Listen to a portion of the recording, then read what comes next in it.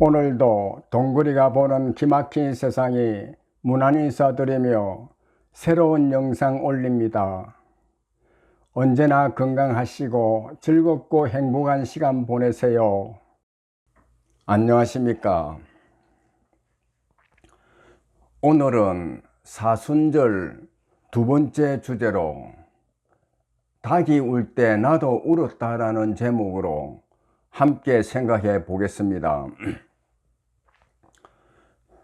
실존주의 철학자 사르트르는 인생은 B와 D 사이의 시이다라고 말했습니다.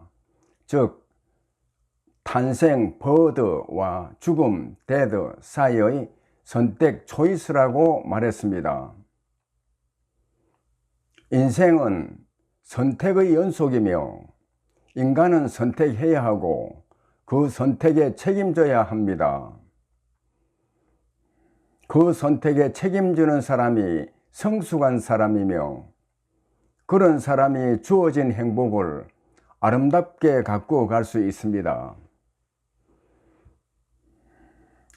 베드로는 갈릴리 호수에서 물고기를 잡아 생계를 이어가는 어부로 살다가 예수님이 메시아 즉 이스라엘이 기다리는 그리스도라는 사실을 알았습니다.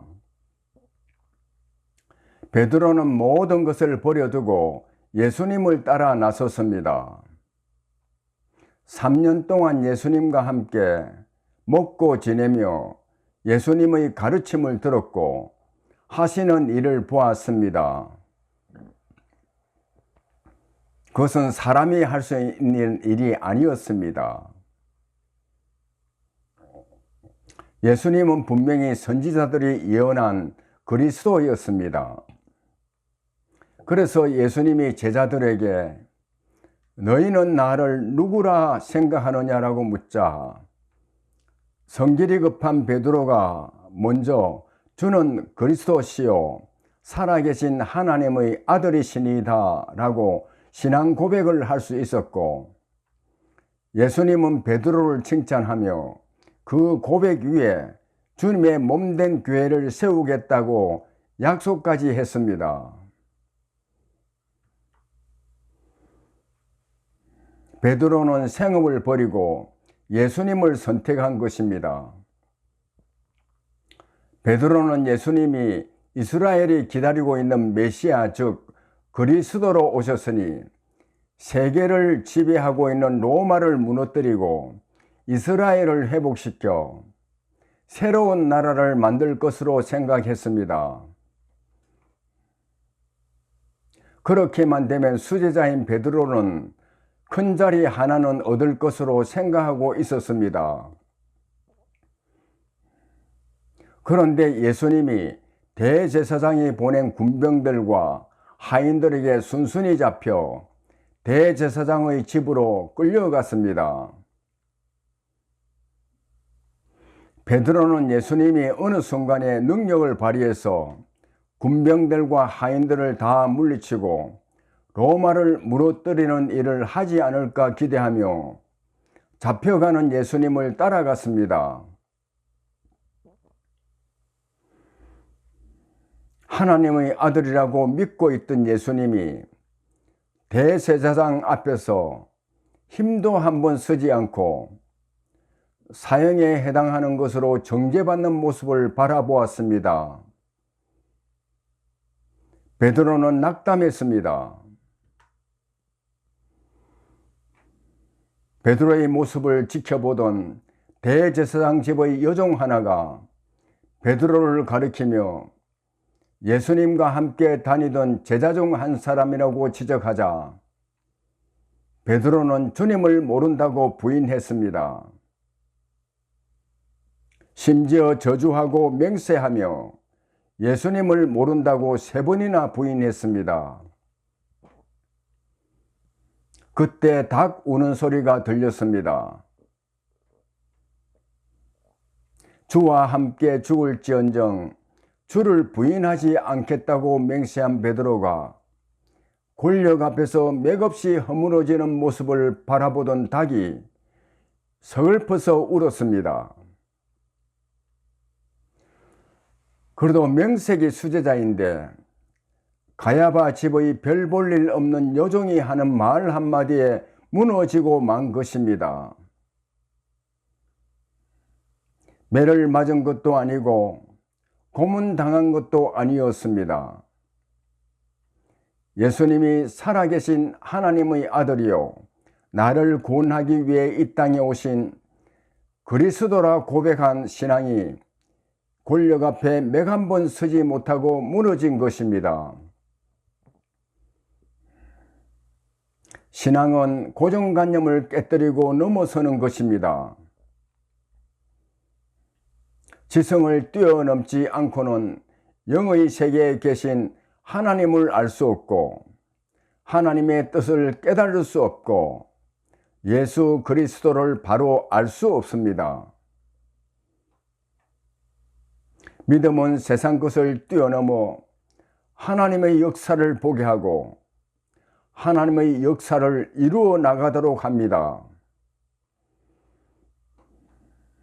세상의 눈으로 고정관념에 사로잡혀 있던 베드로가 하나님께서 사랑하는 아들이 죄인들에게 영원한 생명을 주기 위해 십자가의 길을 갈 때 왜 그 길로 가는지 도무지 알 수 없었습니다. 그래서 예수님이 장로들과 대제사장들과 서기관들에게 많은 고난을 받아 죽임을 당하고 제3일에 살아나야 할 것을 제자들에게 이야기하자 베드로가 그렇게 하시면 안 된다고 강력하게 항변까지 한 것입니다. 베드로는 지금까지 예수님과 함께 지내면서 하나님의 아들이 아니고는 도저히 행할 수 없는 그 많은 기적을 눈으로 보고 체험했는데 예수님이 그 힘과 능력으로 로마를 뒤집고 세상을 지배하며 다스리면 될 텐데 왜 고난의 길, 수치와 모욕의 길로 가려는지 알 수 없었습니다. 베드로의 믿음은 값싼 믿음이 아닙니다. 모든 것을 버리고 3년 동안 열심히 예수님을 따라다니며 섬기던 수제자가 아닙니까? 누가 감히 나는 베드로와 다르다고 말할 수 있겠습니까? 베드로는 그래도 닭울음 소리를 듣고 주님 말씀이 생각나 주님이 정죄당하고 있는 대제사장의 집 밖으로 나가 통곡하며 회개의 눈물을 흘렸습니다.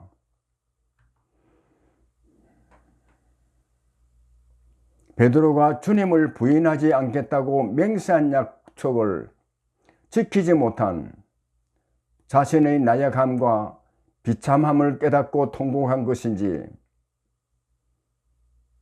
아니면 예수님이 하신 말씀이 정확하게 이루어지는 것을 깨닫고 예수님이 바로 이스라엘이 기다리는 진정한 그리스도라는 사실을 알고 통곡했는지 알 수 없지만 어쨌든 베드로는 즉시 회개하고 돌아올 수 있었습니다.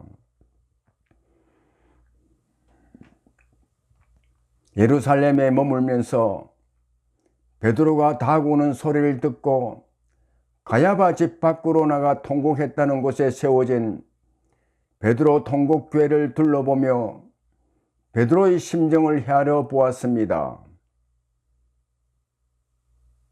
그리고 아르마니안 교회가 대제사장 가야바의 집이었다고 주장하며 아무나 출입 못하도록 관리하고 있는 곳을 어쩌다 기회를 얻어 들어가 정죄당하고 있던 주님과 주님을 모른다고 부인한 베드로를 생각하며 내 자신을 살펴보았습니다.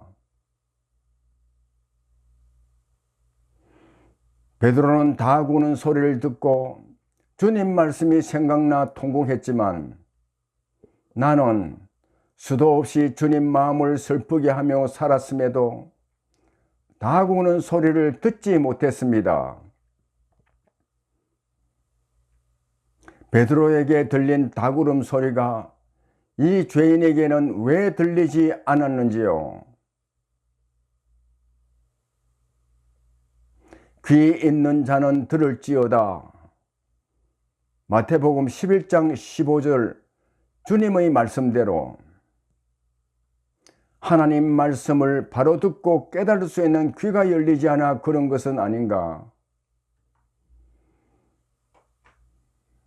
하나님 말씀을 바로 들을 수 있는 귀가 열리지 않으면 닭이 울어도 다구는 소리가 들리지 않아 주님 품으로 돌이킬 수 없지 않겠습니까?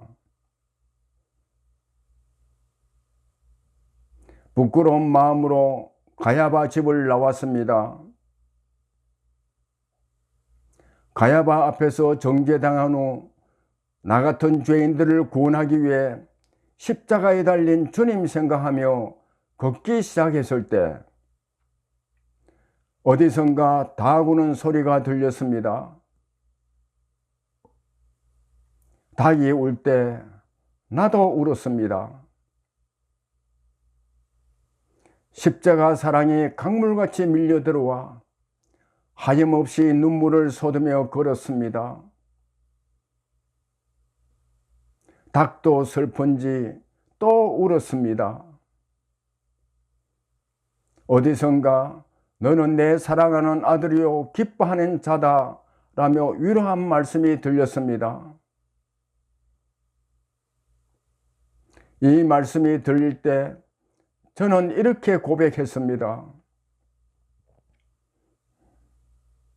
주님, 이 죄인이 어찌 사랑하는 아들이요 기뻐하는 자가 될 수 있습니까? 얼마나 주님 마음 아프게 하며 살았는데요. 얼마나 주님이 탄식하며 슬퍼하도록 하며 살았는데요. 주님, 이제부터 이 죄인 주님 마음 슬프게 할 때마다 베드로 울린 다구름 소리 들을 수 있도록 귀를 열어 주소서. 감사합니다.